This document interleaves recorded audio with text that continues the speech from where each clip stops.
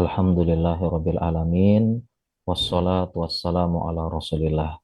Baik, sebelumnya saya ucapkan terima kasih jazakumullah khairan kepada ibu-ibu, kepada majelis taklim untuk mengadakan kajian akbar Al-Unit dari PWP PT Pertamina Patraniaga, dan insya Allah pada kesempatan pada pagi hari ini kita akan membahas tentang fikih skincare kontemporer dan kecantikan kontemporer ya.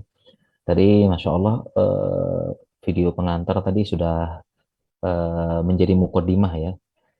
Sudah menjadi mukodimah ya. Jadi memang ringkasnya di zaman kita ini perkembangan skincare, alat perawat kecantikan, bahkan teknologi kecantikan itu berkembang sangat pesat sekali ya.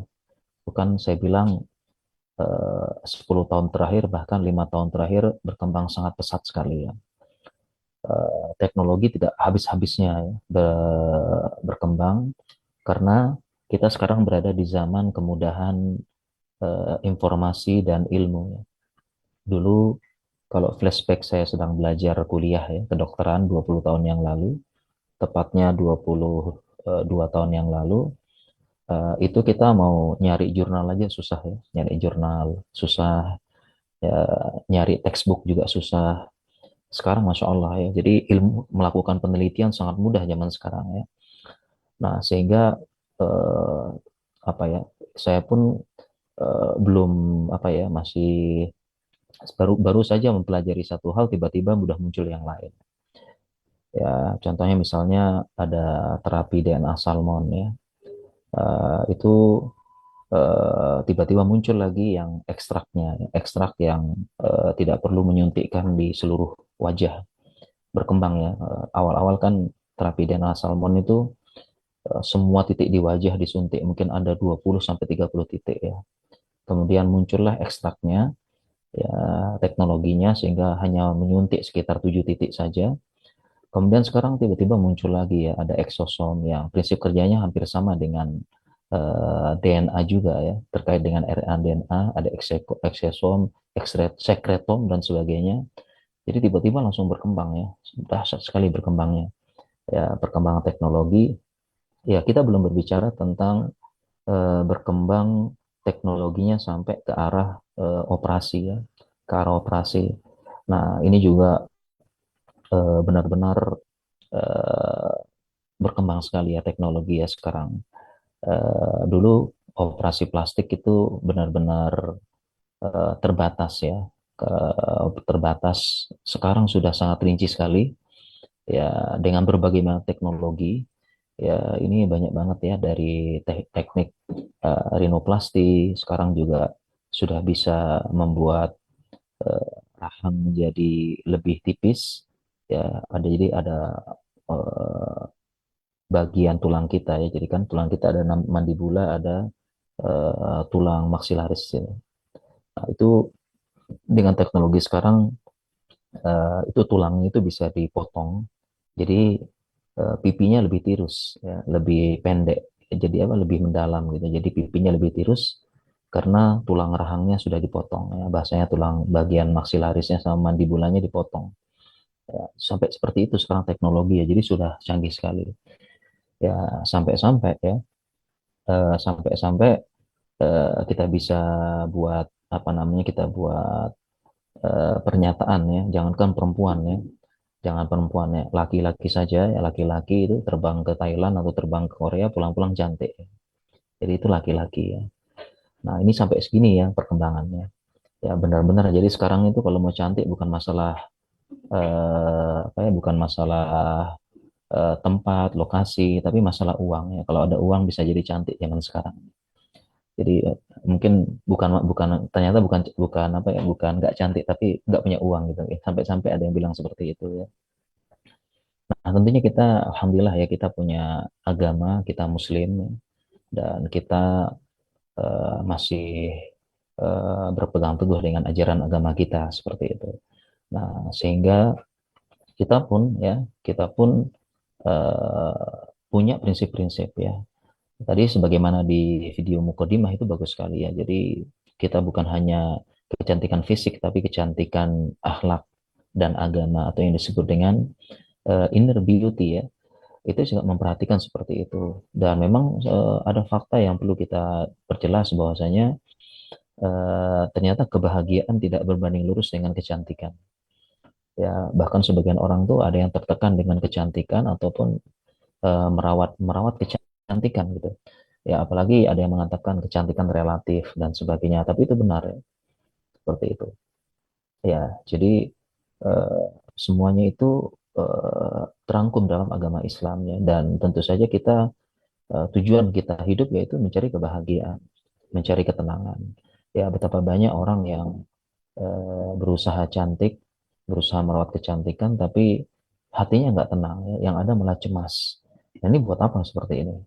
Ya, tenang tidak tenang ya, sampai misalnya yang kita ketahui misalnya ada model ya, model merawat kecantikan, ya mereka terpaksa operasi berulang kali menahan kecantikan, menahan rasa sakit, kemudian mengalami tekanan jiwa, ya bahkan sebagian ada yang tidak mau makan, sebagian lagi ada yang menambah makanan dengan makan tisu, ya supaya badannya kurus dengan cepat, ya bahkan sampai-sampai terkena penyakit jiwa atau penyakit mental yang disebut dengan penyakit anoreksia nervosa atau anoreksia bulimia ya, seperti itu akibat terobsesi dengan kecantikan berlebihan. Nah, Islam berada di tengah-tengah nih, Islam tengah-tengah ya. Jadi alhamdulillah sebagaimana mukadimah tadi ya. Jadi Islam tuh malah mengakui bahwasanya namanya perempuan itu ya dia berputar seputar kecantikan. Ya, jadi Islam tengah-tengah ya, berputar seputar kecantikan. Ya, jadi Islam mengakui fitrahnya perempuan pengen cantik, siapapun itu. Ya, namanya perempuan ya pengen cantik, pengen terlihat cantik siapapun itu, bagaimanapun warna kulitnya, bagaimanapun bentuk wajahnya, Assalamualaikum. Lebih ya lebih. bagaimanapun bentuk ini apa namanya bentuk eh, mukanya. Jadi semuanya itu pengen terlihat cantik. Dan Islam mengakui perempuan tuh dan hadis-hadis banyak, hadis-hadis dalil-dalil ya, yang menunjukkan bahwasanya perempuan itu memang identik dengan cantik dan Islam memvalidasi jawabannya. Ya, bahkan diperintahkan untuk cantik. Ada hadis-hadis untuk berhias bagi suami, ya, kemudian ada hadis-hadis untuk memilih pakaian yang bagus meskipun tidak mahal, ya, kemudian hadis-hadis supaya perempuan itu punya parfum. Parfumnya perempuan itu di zaman Nabi dia itu berwarna tapi wanginya tidak terlalu menusuk. Ya, ini menunjukkan perempuan jangan bau ya, pilih pakaian yang jangan sampai bikin bau gitu ya. Ya, ini menunjukkan bahwasanya Islam mengakui ya justru dunia perempuan tuh dunia kecantikan. Dia merawat rambutnya, merawat kulitnya, ya itulah kerjaan perempuan. Seperti itu. Ya, sedangkan laki-laki di luar dia bekerja, dia apa namanya kena matahari ya, di kerasnya dunia luar. Ya, justru prinsipnya Islam demikian gitu. Ya, jadi malah Islam kalau kita baca nanti ini kan, nah ini buku yang saya share nih, silahkan di share ya ini e-booknya, insya Allah gratis ya. E-booknya silahkan disebar dan ini e-book yang saya susun ini sebenarnya materi daurah ya. Daurah 3 sampai 4 pertemuan ya, tapi ini kita persingkat dengan satu pertemuan. Nah, sehingga mungkin nanti kita perbanyak tanya jawab saja ya. Perbanyak tanya jawab ya, karena kalau kita nyampaikan materi e-book ini satu pertemuan nggak cukup ya. Oleh karena itu saya mungkin nyampaikan mukadimah, kemudian saya sampaikan juga poin-poin pentingnya dan nanti perbanyak tanya jawab ya.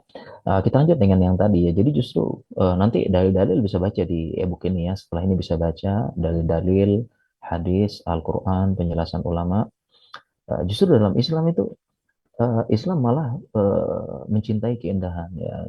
Sebagaimana hadis innallaha jamilun yuhibbul jamal. Sesungguhnya Allah itu maha indah dan mencintai keindahan. Dan ini secara umum. Ya, jadi bahkan seorang muslim diperintahkan itu untuk berpakaian yang bagus, berpenampilan yang bagus. Ya, sampai-sampai ada sahabat yang nanya, apakah ini sombong gitu? Nanti apakah sombong ya kita keluar dengan outfit yang bagus ya? kita berjumpa dengan manusia dengan penampilan yang bagus. Sampai-sampai Nabi SAW ditanya apakah ini sombong. Jawabannya pun enggak. Ternyata tidak ya, kita keluar dengan pakaian yang bagus dan ingat ya, bagus belum tentu mahal. Jadi enggak bukan mahal, tapi yang penting bagus. Kita keluar dengan outfit yang bagus, indah. Nabi bilang, bukan, ini bukan sombong. Kemudian bahkan beliau merinci yang sombong tuh begini. Beliau bersabda, al-kibru gomtun nas wa batarul haq. Yang namanya sombong itu adalah merendahkan manusia dan menolak kebenaran. Ya, inilah yang namanya sombong.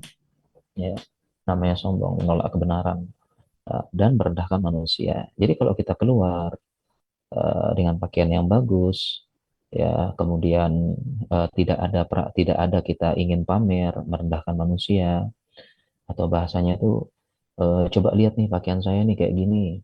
Kamu apaan tuh? Saya kan outfit branded dan sebagainya. Nah, ketika ada unsur merendahkan manusia, kaum tunas, ya inilah yang disebut dengan kesombongan. Ya, adapun kita keluar percaya diri, bagus dan sebagainya, ini bukan sombong. Ya, misalnya saya ya seorang dokter ya, saya pakaiannya yang layak, yang bagus, yang apa, yang bersih, yang menunjukkan saya seorang dokter gitu. Ya, ini bukan sombong namanya. Ya, justru inilah yang diperintahkan Islam gitu. Ya, penampilan harus rapi, wajah tuh terurus. Ya itulah seorang dokter harus begitu ya. Artinya jangan sampai dokter bajunya kotor, acak-acakan, muka nggak terawat, ya rambutnya juga kotor, apalagi bau gitu kan. Wah, ini kan justru bukan ini ya, bukan suatu hal yang benar. Dan sebagian orang mengatakan itu zuhud, itu tidak benar. Nah, kalau laki-laki saja seperti itu, ya, harus penampilan bagus, apalagi perempuan. Ya, tentu perempuan juga dia yang dunianya seputar keindahan, seputar kecantikan. Tentu perempuan juga harus lebih lagi seperti itu. Ya, perempuan harus lebih lagi. Nah, hanya saja tuh ada beberapa batasan-batasan ya, yang harus diperhatikan kalau kita bicara tentang keindahan dan skincare dari seorang perempuan ya, dan batasan-batasannya insya Allah nanti bisa lihat ya di buku-buku ini ya insya Allah ya. Dan mungkin sekarang kita fokus langsung ke skincare kayaknya ya, biar waktunya cukup ya. Waktunya cukup karena saya lihat sini materinya cuma 40 menit ya. Ya baik, gak apa-apa, kita perbanyak tanya jawab aja insya Allah ya. Nah, kita langsung fokus ke skincare ya. Jadi skincare ya bisa dilihat di buku e-book ini ya, di e-book ya. Di sini kita lihat ya. Ini daftar isinya dari e-book ini ya, dan nanti saya bacakan dulu apa namanya poin-poinnya ya. Nanti silakan tanya. Ini dalam Islam nih ada nih, ini definisi cantik dalam Islam ya. Nah, mungkin ini penting juga nih, mukadimah yang penting ya, mukadimah yang penting. Nah, jadi ternyata Islam itu juga punya definisi cantik. Di sini saya bahas, di buku ini saya bahas ya definisi cantik dari berbagai macam variasi ya, dari definisi cantik secara kedokteran, secara adat, dan yang kita bahas adalah secara syariat.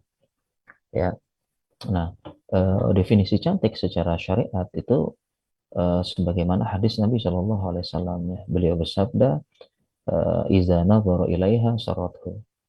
Ya, jadi perempuan definisi cantik secara syariat itu wanita apabila dipandang menyenangkan. Nah, ini ibu-ibu bisa memegang prinsip ini, definisi cantik yang sesungguhnya, yaitu idza nadhara ilaiha sarathu. Ya, apabila dipandang atau orang memandang kepada perempuan tersebut maka menyenangkan. Nah, ini definisi cantik yang sesungguhnya ya, definisi cantik yang sesungguhnya. Jadi walaupun terkadang seseorang itu walaupun dia wajahnya pas-pasan ya, atau bilangnya B aja gitu ya wajahnya ya, tapi dia akhlaknya bagus, adabnya bagus, pembawaannya bagus, interaksinya dengan teman-teman baik, maka orang-orang senang berjumpa dengan dia, senang ngobrol, senang ngumpul-ngumpul dengan dia. Dan yang namanya ngobrol kan pasti melihat wajah ya, melihat wajah gitu. Nah, orang pun senang melihat dia. Kenapa? Karena setiap melihat dia ngobrol, ngumpul, senang gitu. Senang, gembira. Nah, inilah yang secara syariat definisi cantik. Berarti perempuan ini cantik gitu. Ya. Nah, sebaliknya bisa jadi ada yang mungkin yang cantik ya, cantik, glowing, putih, terawat, ya bahkan mancung ya, baik operasi maupun macam-macam, ya alisnya melengkung, mata besar, hidung mancung, ya pipi lancip, dagu lancip, pipih tirus, bibir tebal, ya muka glowing gitu ya. Nah, mungkin seperti itu. Nah, tapi tadi ya kebalikan, ya akhlaknya nggak bagus, adabnya nggak bagus, kemudian juga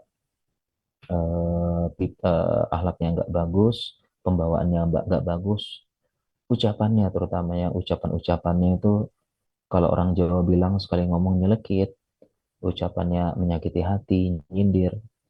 Nah, sehingga orang-orang lain tuh nggak mau ngumpul sama dia, nggak mau ngumpul, nggak mau bareng sama dia, nggak mau bicara sama dia, bahkan tidak mau menatap wajah dia gitu. Nah, kalau secara syariat ini definisi ini jelek ya. Jadi definisinya jelek seperti itu. Nah, jadi ini yang perlu diperhatikan. Oleh karena itu, memang Islam memperhatikan ya kecantikan wajah, kecantikan fisik, tapi kita jangan lupa ya, Islam membuat definisi kecantikan secara syariat ini. Ini kita benar-benar perhatikan ya, seperti itu. Kemudian kita lanjut ya. Kemudian, nah ini tadi sudah kita jelaskan ya, fitrah wanita ya, terlihat cantik dan berhias. Islam mengakui ya, ini memang kerjaan perempuan ini. Ya, dia tuh cantik, berhias, rawat rambut, rawat wajah, rawat kulit. Ya inilah kerjaan perempuan dalam Islam. Ya, seperti itu. Dan Islam mengakui ya seperti itu. Ya. Dan di sini ya ada sampai-sampai saya bahas itu cantik itu sakit ya. Karena saya melihat fenomena kontemporer di mana di zaman kontemporer ini cantik itu identik dengan sakit ya. Jadi pertama facial aja katanya sakit ya. Facial sakit ya, dikeluarin jerawat ya, apain. Kemudian ditambah lagi operasi sana sini dengan berbagai macam jenisnya. Masya Allah ini kalau kita bahas waktu nggak cukup. Berbagai macam teknik operasi di zaman sekarang ya itu juga berbagai macam itu pun sakit ya. Mau nggak mau pasti sakit seperti itu. Ya. Nah, kemudian juga kita bahas juga di buku ini definisi skincare ya dan insya Allah ibu lebih paham dan bahkan macam-macam skincare kita bahas juga secara umum dan ada beberapa terapi tindakan. Nah, jadi kalau saya mau ringkas ya, kalau saya mau ringkas eh, ini eh, perawatan kecantikan perempuan secara umum ada tiga gitu ya. Jadi ada tiga dan ini nanti ada hukum yang berlaku di situ. Ya, ada hukum yang berlaku di situ. Ya, jadi yang pertama adalah perawatan kecantikan itu non invasif. Ya, dia jadi tidak ada tindakan invasifnya. Ya, jadi dia tidak ada tindakan menyuntik, membedah, menyayat itu enggak ada. Nah, inilah perawatan produk luar secara umum. Ini yang pertama. Ya, jadi tidak ada apa, tidak ada suntik apa. Nah, ini seperti ini misalnya contohnya krim, lotion, perawatan serum. Nah, ini perawatan apa namanya non invasif. Nah, kalau kita bilang secara umum hukumnya boleh karena dia non invasif. Walaupun nanti ada rincian-rinciannya lagi. Kemudian yang kedua perawatan kecantikan yang tindakan yang invasif tapi non bedah. Dia invasif artinya ada sesuatu yang dilakukan ke tubuh tapi bukan bedah. Ya, contohnya seperti disuntik, kemudian menyedot lemak, menyuntik, kemudian memasukkan beberapa zat-zat tertentu eh, dalam tubuh, tapi dia bukan bedah. Nah, ini juga apa namanya perlu kita rinci nanti ya, ada rinciannya. Nah, baru yang ketiga perawatan kecantikan baru invasif yang bedah. Ya, berarti dia sudah ada tindakan bedah. Ya, dia ada tindakan merobek, mengganti, memperbaiki, ya dan yang lain-lainnya. Ya, seperti contohnya ya operasi mancungkan hidung, ya operasi menanam implan, ya menanam implan itu kan merobek dan sebagainya, ya tindakan bedah. Nah, kalau kita bicara secara hukum asal, tindakan perawatan kecantikan dengan bedah itu kemasannya tidak boleh, kita bicara hukum hukum asal, tidak boleh. Ya, jadi kenapa? Karena hukum asalnya dia pertama buka aurat tentunya ya, dia buka aurat ya. Kemudian juga dia juga melakukan tindakan yang merobek ya, mengganti bahkan merubah ciptaan. Nah, sehingga ini yang perlu diperhatikan ya, hukum asalnya tidak boleh. Ya, ya. Baik, kemudian saya sampaikan juga terkait dengan tiga metode perawatan kecantikan. Jadi kita ulangi ya. Ada tiga. Pertama non-invasif seperti serum, krim, lotion dan sebagainya. Yang kedua invasif tapi bukan bedah, disuntik sudut lemak dan sebagainya. Baru yang ketiga adalah yang dia itu di bedah. Nah, kemudian juga ada kaidah secara umum. Ya, ada kaidah secara umum terkait dengan skincare ini. Ya, selain tiga tadi. Jadi yang pertama adalah kaidah secara umum tentang skincare. Pertama, dia tujuan kecantikannya bukan untuk menimbulkan fitnah. Ya, yang disebut dengan berhias jahiliyah. Wala tabarrujna tabarrujal jahiliyatil ula. Janganlah kalian berhias dengan berhiasnya orang jahiliyah. Ini tujuannya yang pertama. Seperti itu. Kemudian yang kedua, skincare tidak menggunakan zat-zat yang haram.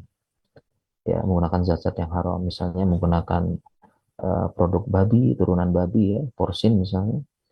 Ini tentu tidak boleh ya, menggunakan zat-zat yang haram. Ya, kalau MUI menyatakan tidak boleh pada produk-produk yang ada unsur manusianya. Ya, misalnya kayak plasenta atau beberapa zat-zat yang memang albumin manusia misalnya gitu ya.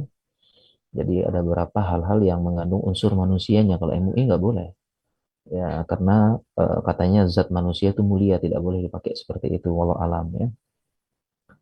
Walaupun nanti ada ulama lain juga yang membolehkan, memang tidak dipungkiri terkait dengan fikih ini ada perbedaan pendapat memang ya. Ya, saya sampaikan semuanya dalam buku ini. Seperti itu. Nah, kemudian syarat yang ketiga dari skincare ini ya, tidak menggunakan zat yang berbahaya. Ya, tentu memang bahaya gitu. Ya, tentu memang berbahaya. Ya, kalau ditambahkan zat-zat tertentu, misalnya ditambahkan yang paling sering merkuri. Ya, merkuri ini paling sering ditambahkan pada zat-zat skincare. Ya, ditambahkan pada blush on, eyeshadow, kemudian shadow ya, kemudian bedak, krim-krim itu pakai merkuri. Nah, ini memang bisa menyebabkan kulitnya tampak lebih putih, tapi bisa menyebabkan kalau pemakaian jangka panjang terutama ya bisa berpengaruh ke hampir semuanya, paru-paru, saraf dan sebagainya seperti itu. Ya, demikian juga dengan misalnya ada selain merkuri, hidrokinon, ya itu juga sama. Ya, memang dia bisa mengurangi produksi zat pewarna pada melanin. Ya, melanin kan yang zat yang menyebabkan apa namanya pigmen melanin ya, menyebabkan kita warna kita makin hitam atau putih. Kalau makin hitam, ya kalau yang kulitnya hitam itu melaninnya makin banyak. Kalau yang kulitnya putih dia kurang.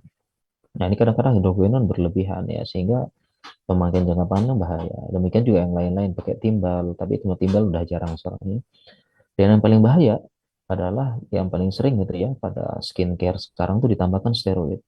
Paling banyak ini paling banyak ditambahkan steroid.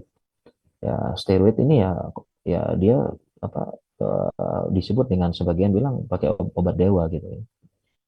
Ya, steroid ini sebagian mengatakan steroid ini obat dewa gitu ya, obat dewa. Jadi dia bisa menyebabkan wajah itu ya, wajah menjadi lebih cerah ya, jadi lebih putih ya, dengan cara kerja yang mungkin kalau kita sebut ini banyak ya kalau cara kerjanya ya.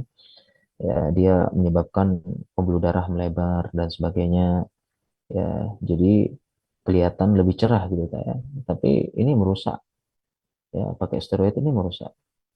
Ya, jangan sampai seperti itu. Ya, jadi hati-hati ya. Makanya beberapa produk skincare yang ditarik oleh BPOM itu ternyata ditambahkan steroid. Ini paling banyak ya. Ya, dikasih steroid ya. Dia memang bisa mengobati sebentar, tapi pemakaian jangka panjang tidak bagus. Dia bisa kalau steroid yang dikonsumsi bisa menyebabkan moon face.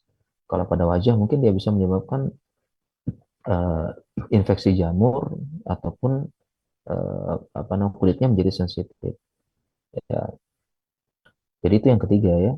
Syarat yang ketiga dari skincare tidak menggunakan zat-zat yang berbahaya.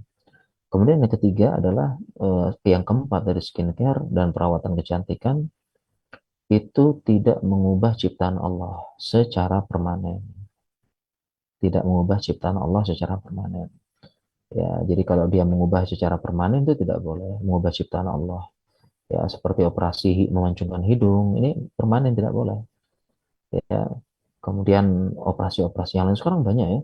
Ya, melebarkan mata, kemudian tadi ya tulang rahangnya itu digergaji, dipotong supaya pipi tirus dan sebagainya ini termasuk mengubah ciptaan Allah. Dan ini ada pembahasan khusus ya yang tidak boleh dalam ayat fala amurannahum falyughayyirunna khalqallah dan mereka benar-benar mengubah ciptaan Allah yang benar-benar tidak boleh itu adalah yang mengubah permanen. Adapun kalau sementara boleh. Misalnya kayak sebagian tuh rebonding rambut, mengeritingkan rambut, itu bukan mengubah ciptaan Allah karena sementara, nanti balik lagi gitu. Nah, sehingga kriteria mengubah ciptaan Allah apa enggak ini kita kembalikan kepada ahlinya, ya, didiskusikan kepada ahlinya seperti itu, ya.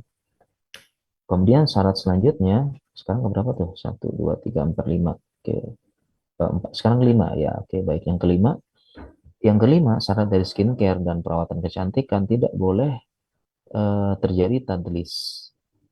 Dan ini juga dari MUI ya, tidak boleh terjadi tadlis, yaitu tadlis ini secara bahasa artinya penipuan. Makanya ada namanya mudallis hadis.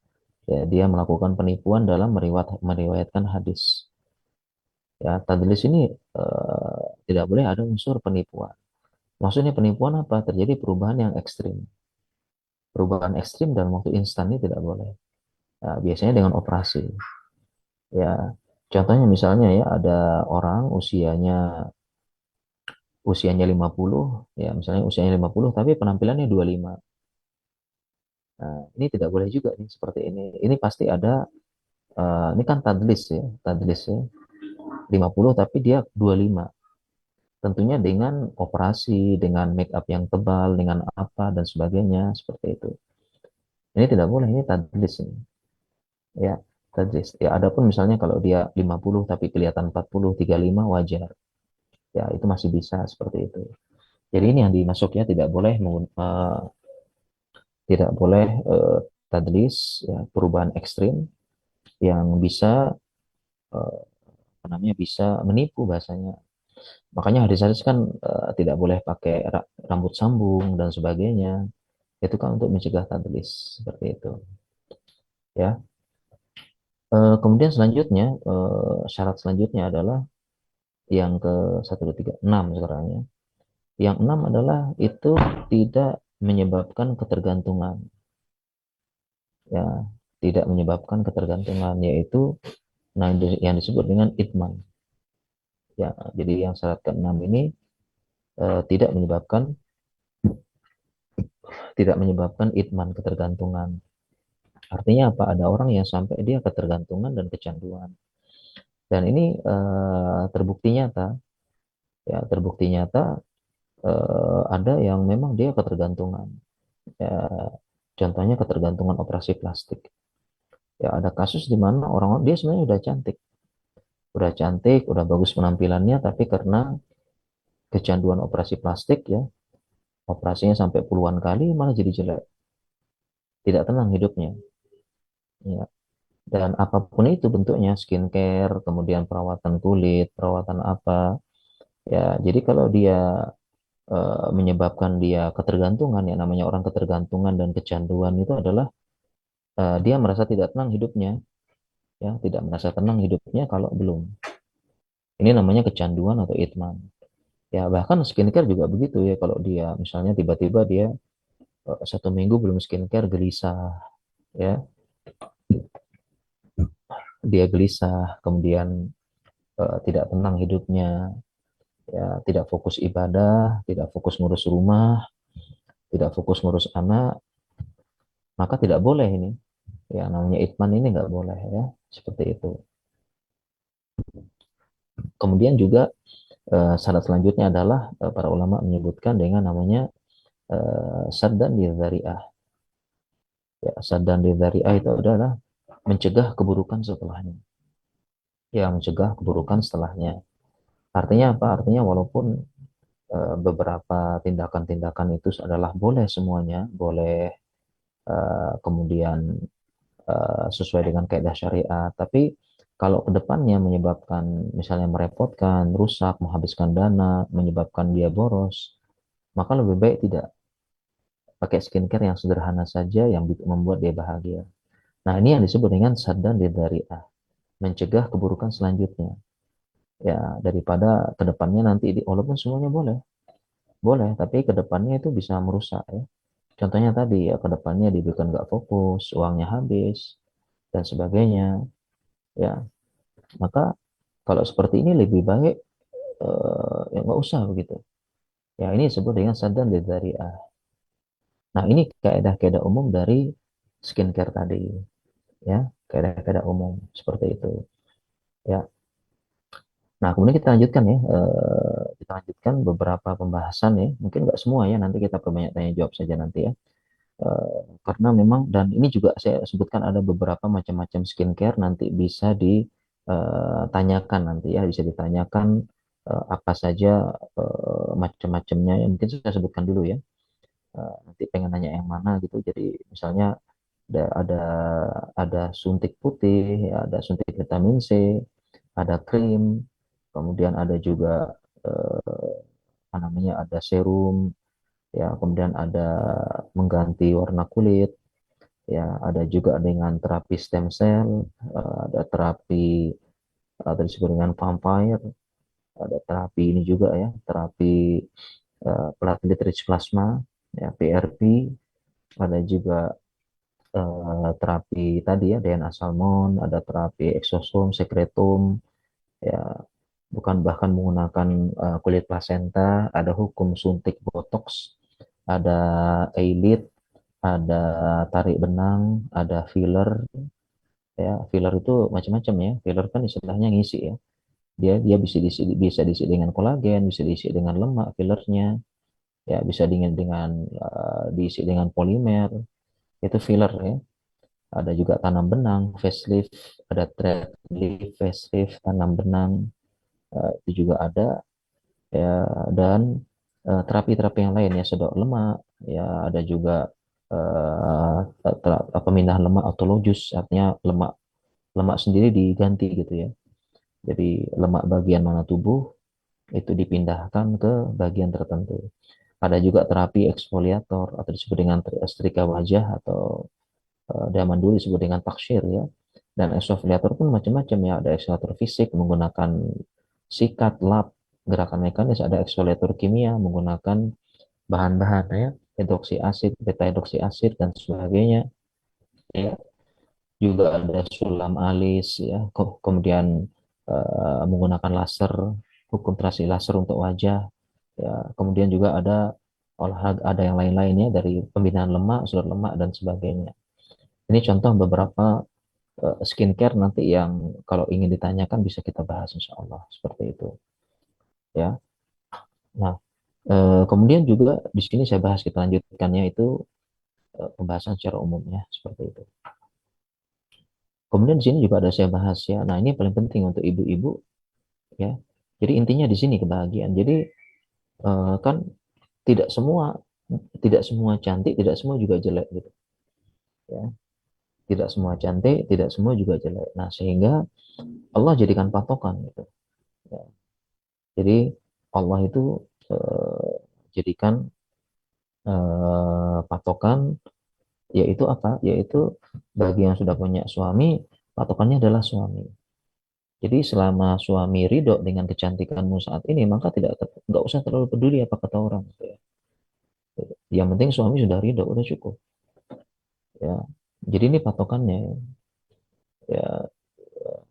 sebagaimana hadis ya disebutkan, waman mata, eh, barang siapa perempuan ya, perempuan iza mata, kalau seorang perempuan wafat wa zaujuha an harodin dahulal jannah, suaminya ridho maka dia masuk surga.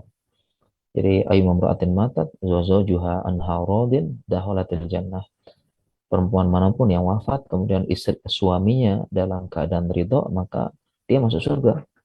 Nah, jadi ini dalil dari ini, dari poin nomor ini ya, poin yang saya tekankan ini.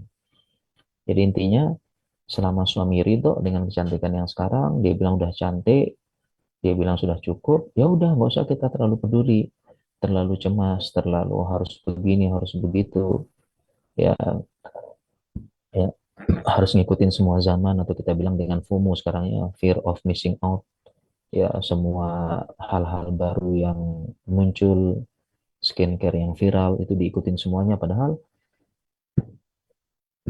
padahal sebagian suami kadang-kadang ada yang sebagian suami itu simple ya, jadi istrinya malah berhias dengan simple udah bagus.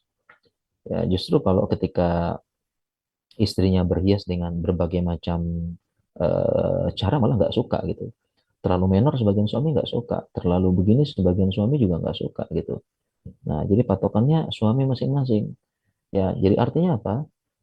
Artinya boleh gitu ya, boleh sebenarnya ikut apa, ikut tren, pengen ini pengen itu, ya jadi sedang misalnya terapi ini nih ya lagi rame, ya lagi pada viral, boleh sebenarnya nggak apa-apa, ya dicoba di apa dan sebagainya, asalkan ya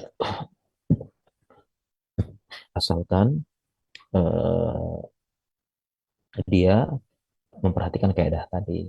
Dan yang paling penting adalah jangan lupa, ya jangan lupa patokannya adalah suaminya, ya suaminya. Jadi ya kalau suami ridho sudah bahagia, udah bahagia, nggak usah terlalu ngoyo bahasa orang Jawa ya, terlalu ikut ini ikut itu, dan itu capek capek dan lelah gitu.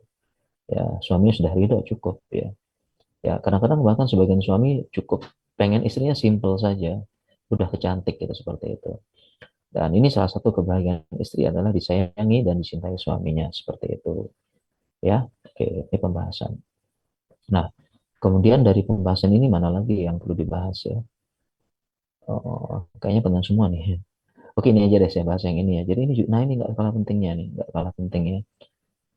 Jadi kalau kita, ini yang nggak kalah penting karena terkait dengan sholat kita gitu ya. Jadi kalau pakai skincare itu diusahakan pakai yang jangan yang pakai pakai apa ya, jangan pakai yang waterproof ya, pakai yang dia kalau bahasa medisnya itu atau bahasa kimianya ada hidrofobik, hidrofilik. Bahannya hidrofobik, hidrofilik. Ya, kalau bahannya hidrofobik, dia waterproof. Dia bisa menghalangi air mengenai kulit, ya, mengenai kulit ya. Jadi itu namanya hidrofobik. Jadi itu air tidak mengenai kulit. Nah, sedangkan bagi ada make up atau skincare yang dia itu sifat bahannya adalah disebut dengan hidrofilik. Justru dia apa namanya kena, nah apa kena dengan kulit, tidak menghalangi air menyentuh kulit. Nah, biasanya ya yang waterproof ini atau hidrofobik, pertama dia berbahan dasar lemak yang kuat, dia berbahan dasar apa namanya polimer yang tingkat tinggi, ya ataupun dia berbahan dasar yang memang hidrofobik itu. Nah, jadi ibu-ibu ini sangat penting diperhatikan, cari make up, skincare yang dia itu hidrofilik ya, ya hidrofilik. Ya, kalaupun nanti akhirnya, walaupun memang ya tidak dipungkiri ya, yang hidrofobik atau waterproof ini lebih tahan lama. Mungkin jadi sebagian orang milih itu karena dia tahan lama. Nah, tetapi kita perhatikan wudhu kita. Ya, jangan sampai nanti wudhu nggak sah. Wudhu kita nggak sah. Atau kalau mau pakai, ya mau tidak mau eh, apa nama make upnya atau skincare-nya itu dihilangkan dulu gitu. Dihilangkan dulu, tapi ini bikin repot ya, bikin repot apalagi kalau ada acara dan sebagainya. Ya itu harus dihilangkan dulu gitu. Nah, tetapi ini kenapa saya tekankan sangat penting karena ya nanti silakan baca hadis-hadisnya, ya wudhunya nggak sah, ya wudhunya nggak sah. Kalau wudhu nggak sah gimana mau sholat? Ya padahal sholat itu adalah tiang agama, ya ruknun min arkanil Islam, bahkan hak Allah yang paling besar, ya hak Allah yang paling besar sholat. Bahkan yang membedakan kita dengan orang yang tidak beriman sholat, gitu adalah hadu bainana wa bainahum sholat. Yang membedakan kita dengan mereka yang tidak beriman sholatnya gitu. Nah ini perlu diperhatikan. Jadi mulai sekarang ibu-ibu mulai concern, mulai fokus, coba lihat ya skincare-nya, make up-nya itu biasanya keterangannya memang ada tulisannya waterproof.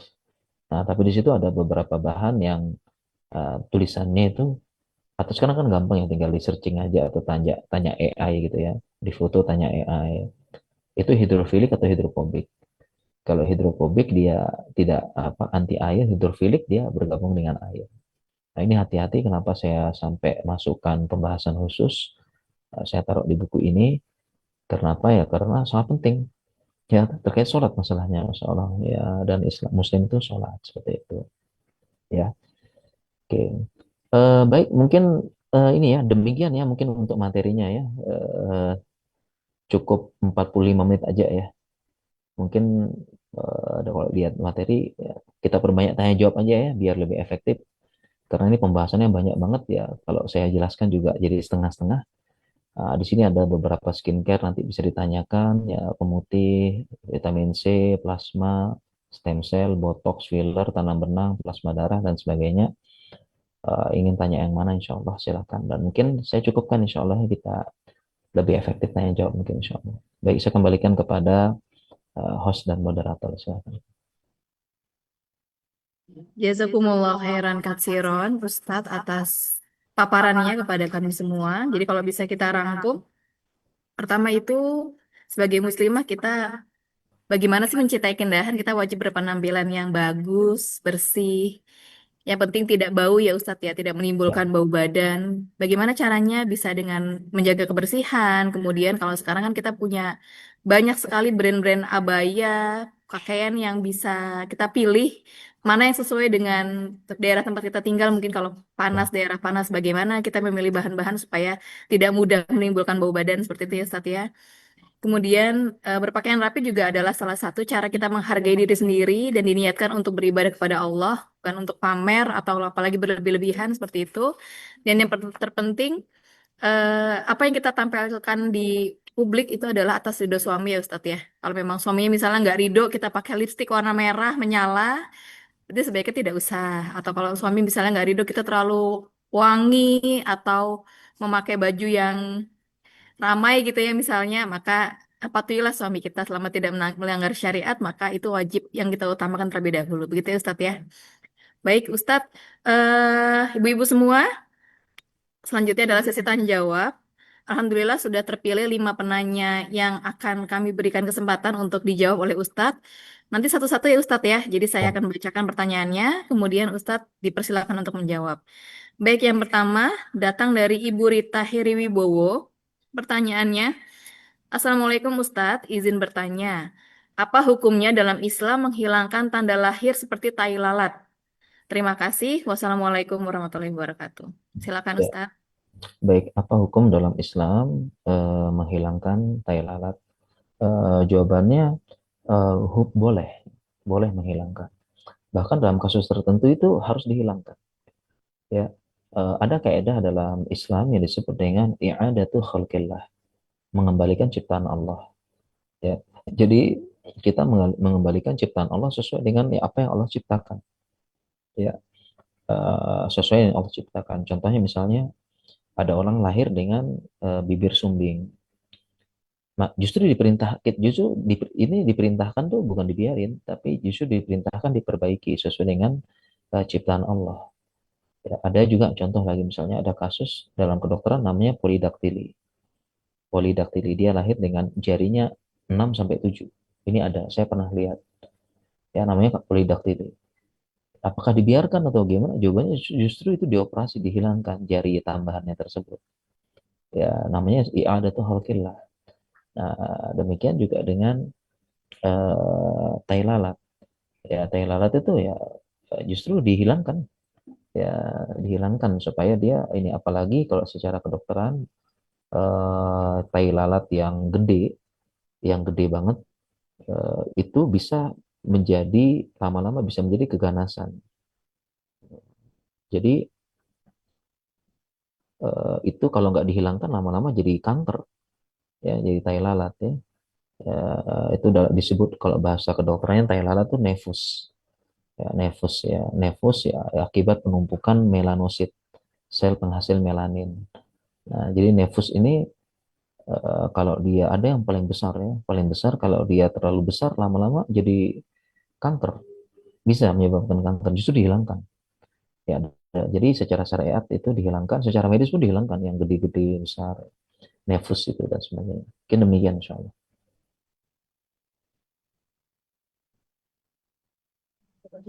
Baik Ustadz, kita berlanjut ke pertanyaan kedua, datang dari Ibu Adel Yoga. Assalamualaikum Ustadz, izin bertanya, apa hukum memakai skincare dengan kandungan yang ada di DNA hewan Ustadz? Salah satunya misalnya salmon, lendir, atau siput. Terima kasih sebelumnya.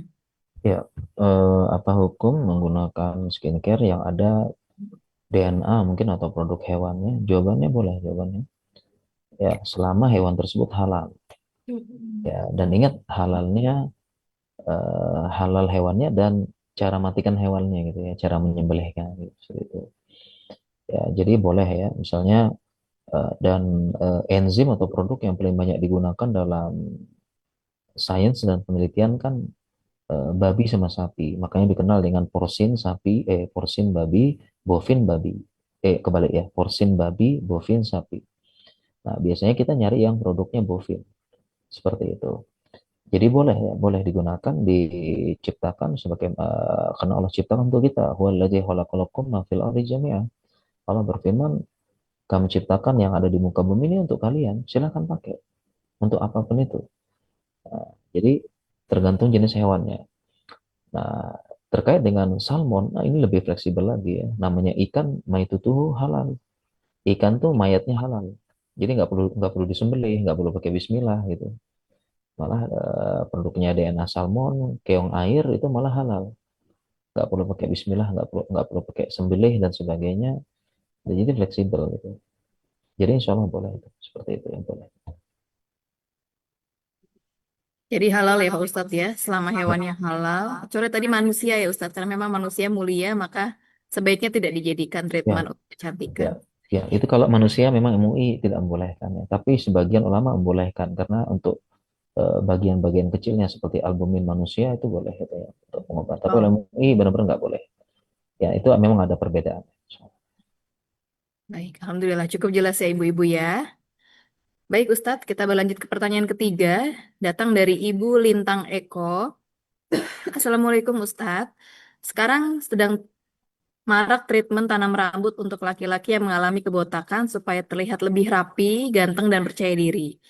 Dalam Islam, bagaimana hukumnya melakukan tanam rambut ini? Apakah termasuk ikhtiar merawat diri atau malah mengubah ciptaan Allah? Demikian Ustaz. Ya, baik. Terkait dengan tanam rambut ya, hukum ini tanam rambut itu berbeda dengan menyambung rambut. Ya, jadi kalau tanam rambut ini hukumnya boleh, hukumnya. Karena itu termasuk terapi pengobatan dan termasuk mengembalikan ciptaan Allah. Ya, jadi dua hal yang berbeda. Yang dilarang adalah menyambung rambut. Hmm. Kalau menyambung rambut itu tidak boleh ya. Dalam hadis disebutkan la'anallahu al-musilat wal mustausilat. Dalam hadis disebutkan ya Allah melarang wanita yang menyambung rambut dan minta disambungkan. Ya, ini Allah tidak boleh ya. Ya, baik apapun itu yang disambung, baik sambung rambut, kemudian bulu mata sambung, itu juga nggak boleh, itu dalam Islamnya tidak boleh. Jadi yang dilarang adalah menyambung rambut. Nah, adapun menanam rambut untuk Ya, terapi menanam. kebotakan, ini termasuk mengobati penyakit ya, karena kebotakan disebut dengan alopecia bahasa medisnya. Ya, jadi bahasa medisnya alopecia botak, ya botak rambut belum sebelum waktunya gitu. Nah, lalu saya pun ini ada menerjemahkan fatwa ulama ya tentang hukum menanam rambut ya. Ini tulisan lama nih 2014 ya. Sudah 12 tahun yang lalu ya. Di sini saya terjemahkan ada fatwa ulama Tadi ini hadisnya tidak boleh menyambung rambut. Anallahu wasilat wa mustasilat. Dan di sini ada fatwa. Nah, ini ada fatwa di sini. Ada berapa fatwa? Ya, ini kalau saya bisa saya bacakan sebenarnya ya. Tatim muzira atau syara al-musabi bidila bil sila. Ya, ada orang terapi tanam rambut yang dia sebelumnya botak atau bahasa medisnya flash ya. Di sini jawabannya naam ya juzu, ini boleh. Karena ini termasuk mengembalikan ciptaan Allah dan termasuk berobat. Ya, berobat seperti itu ya. Ya. Jadi ini fatwa yang lain juga sama.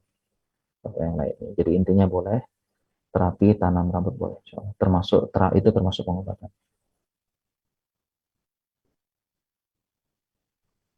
Jelas ya ibu-ibu ya. Jadi kalau untuk menanam rambut, insya Allah diperbolehkan karena bagian dari ikhtiar menjaga ciptaan Allah ya Pak Ustadz, kecuali tadi menyambung ya, karena itu merupakan dua hal yang berbeda. Baik Pak Ustadz, kita berlanjut ke pertanyaan keempat. Datang dari Ibu Lilis Maman, RU6. Bismillah Ustadz, Afwan izin bertanya, apakah setiap muslim atau muslimah wajib memakai skincare yang sudah bersertifikat halal MUI? Kemudian apabila sedang melakukan perawatan dengan dokter spesialis kecantikan, apakah perlu kita bertanya terlebih dahulu bahan-bahan skincare yang digunakan sudah halal atau belum? Ya, baik ya. Apakah ketika kita memakai skincare wajib ada sertifikat halal MUI? Sepertinya di buku itu juga saya bahas ya. Saya bahas di buku. Jadi jawabannya tidak harus ada sertifikat halal MUI, walaupun dianjurkan ya, dianjurkan ada sertifikat halal MUI. Ya, mengapa demikian? Kenapa? Karena skincare ini termasuk urusan dunia. Urusan dunia, maka dalilnya adalah al aslu fil asya al ibahah. Hukum asal sesuatu itu mubah. Jadi ketika kita mau bilang haram itu harus jelas dulu yang menyebabkan dia haram itu apa. Ya, jadi nggak boleh kita mengharamkan sesuatu kecuali telah jelas. Nah, telah jelas ya. Dan kita tidak boleh pakai katanya atau jangan-jangan. Nah, ini nggak boleh. Jangan-jangan ada halal, ada bahan haramnya. Oh, katanya begitu. Itu nggak boleh. Ya, jadi tidak boleh hukum itu berganti dengan hanya sekedar katanya sama jangan-jangan. Ya, apalagi ada kaidah yang berbunyi fal yakinu la yazulu bisyak. Yang namanya yakin tidak bisa hilang dengan keraguan. Ya, jadi hukum asalnya halal. Nah, sehingga ketika ada skincare, ya hukum asalnya halal.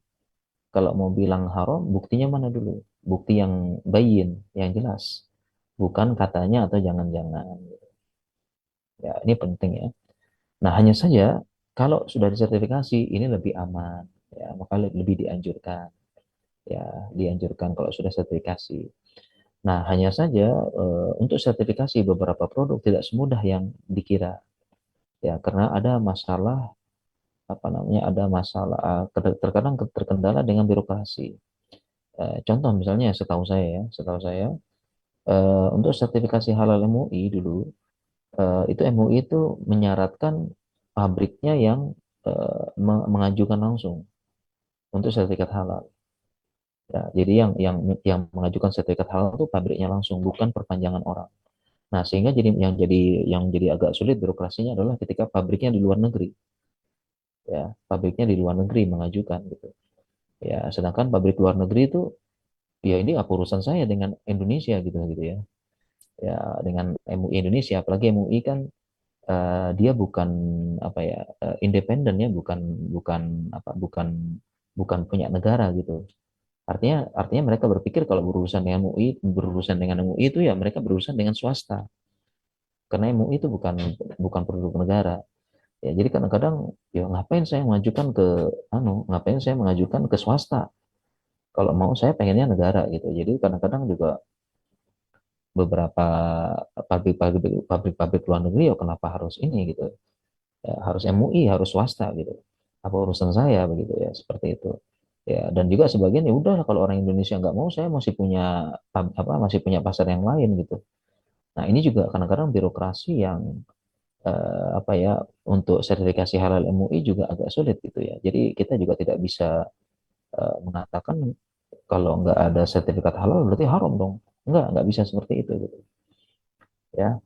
Nah, sehingga jawaban ringkasnya ya tidak harus ada sertifikat halal, tapi dianjurkan gitu. Dianjurkan kalau sudah ada itu lebih baik ya, seperti itu. Kemudian kalau sedang ke dokter atau kemana menanyakan nggak apa-apa sih, nanyakan nanyakan isinya apa. Tapi kalau halal sama haramnya kan dia nggak tahu. Ya. Jangan-jangan dokternya non muslim ya, dia nggak tahu malah. Ini saya nggak tahu malah halal atau haram nih, kan kayak gitu. Ya, jadi kalau nanya isinya apa saja boleh mungkin ya, atau kan sepertinya kelihatan di bungkusnya ada gitu ya.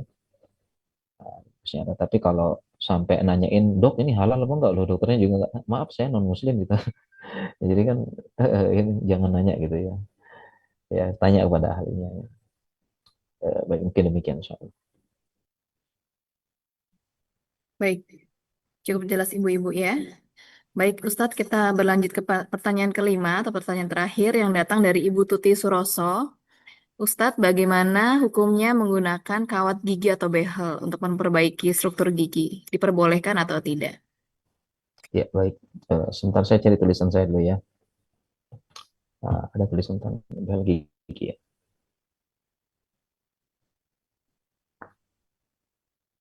Ya, behel gigi. Ya ini udah ada. Saya share dulu. Share screen. Hukum menggunakan behel.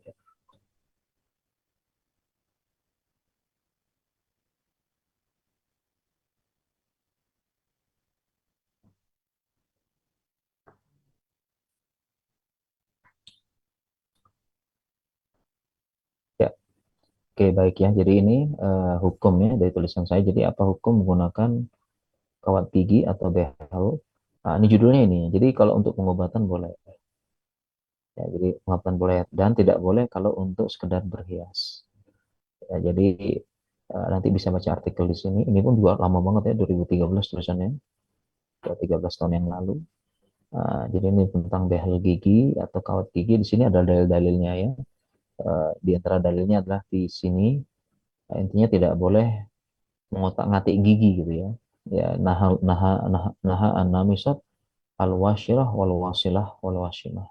Tidak boleh di sini ada namanya al-washirah. Tidak boleh mengikir gigi, mengotak-ngatik gigi ya. Karena kalau pasang behel gigi itu giginya perlu sebagian mengatakan perlu diboros sedikit untuk ditanam ya, atau ada yang bilang juga pakai pakai lem kuat dan sebagainya ya, tapi tergantung ya, katanya kalau narik gigi harus diboros sedikit gitu. Nah ini termasuk mengotak-atik gigi ya, ini tidak ada larangannya mengotak-atik gigi ya, apalagi nah ini illa minda, kecuali kecuali kena penyakit seperti itu. Dan teman-teman saya dari dokter gigi juga bilangnya begitu ya. Jadi justru kalau nggak ada indikasi nggak usah gitu. Kalau tidak ada indikasi pasang behel nggak usah. Tidak ada indikasi medis gigi nggak rata, giginya naik sebelah, turun sebelah, atau ada gigi yang belum muncul, gigi yang belum ketarik. Kalau kalau nggak ada indikasi nggak usah dipakai. Kenapa? Karena pakai behel gigi ini perawatannya ekstra. Ya tidak boleh nyangkut makanan, dibersihkan, pakai gosok gigi dan sebagainya seperti itu. Ya, jadi intinya boleh ya kalau pengobatan, tapi kalau sekedar cuma ikut-ikut trendy, ikut-ikut apa ya, ikut-ikut zaman gitu ya, sekedar itu nggak boleh. Mungkin demikian.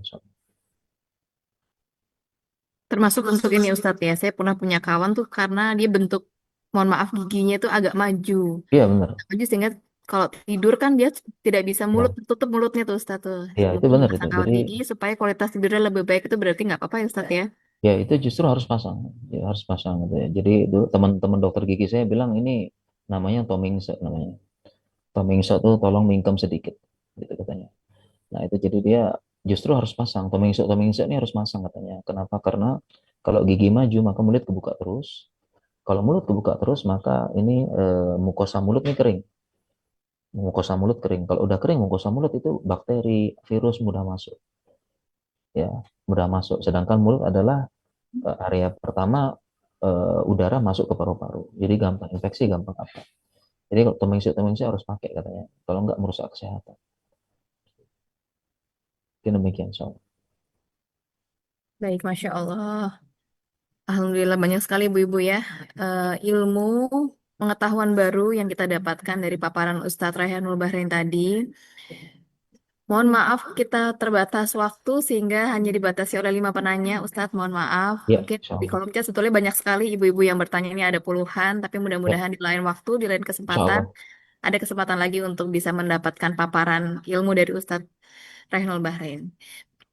Baik ibu-ibu, mudah-mudahan apa yang tadi disampaikan oleh Ustadz bermanfaat bagi kita, utamanya kita sebagai muslimah bisa lebih bijak ya Ustadz ya, memilih Insya Allah. treatment yang baik, yang tidak hanya baik tapi juga membawa keberkahan buat kita yang halal, yang diridhoi suami kita, dan mudah-mudahan kita senantiasa menjadi insan yang pandai bersyukur karena kita percaya bahwa Allah memang telah menetapkan manusia, menciptakan manusia itu dengan sebaik-baik bentuk ya. Jadi apapun yang kita terima saat ini, baik itu ada yang mungkin kita rasa itu kekurangan, itulah bagian dari nikmat yang Allah berikan pada kita, yang titipkan pada kita. Mudah-mudahan kita juga sebagai hambanya bisa menjaga titipan ini dengan sebaik-baiknya, merawat diri, kesehatan badan dan juga iman ya, supaya menjadi hamba-hamba yang diridhai Allah Subhanahu wa taala.